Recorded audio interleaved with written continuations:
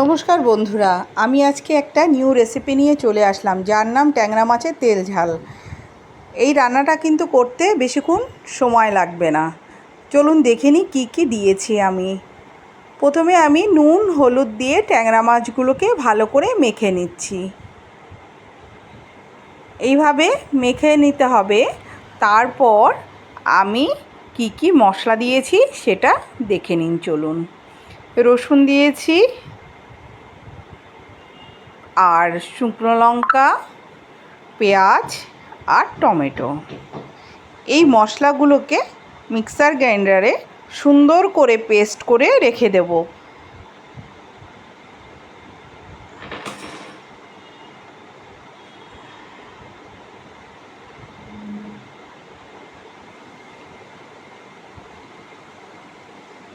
এই মশলাগুলো আমার কিন্তু খুব অল্প মশলায় আমি রান্না করছি। আর এইভাবে নুন হলুদ দিয়ে সুন্দর করে মাখিয়ে নিতে হবে। আর আমি এখানে পেঁয়াজ দিয়েছিলাম অর্ধেকটা, আর টমেটো দিয়েছিলাম একটা, আর 10-12 কোয়া রসুন, আর শুকনো লঙ্কা।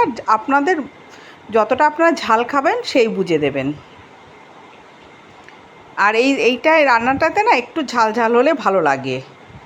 আর এবার আমি এই মেখে তারপরে এভাবে তেলের মধ্যে দিয়ে দিলাম। এবার মাছগুলো যখন এইভাবে ভাজা হয়ে যাবে,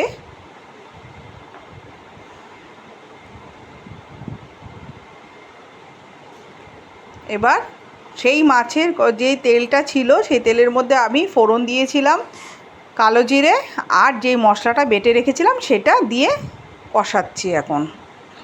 আর তারপরে দিলাম হলুদ,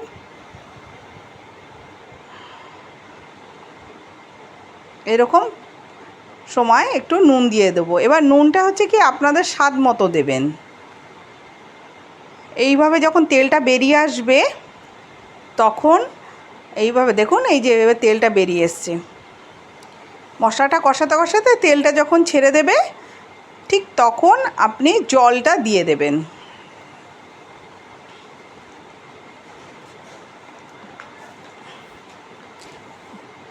এবার জলটা দিয়ে ফুটতে দিয়ে দিলেন,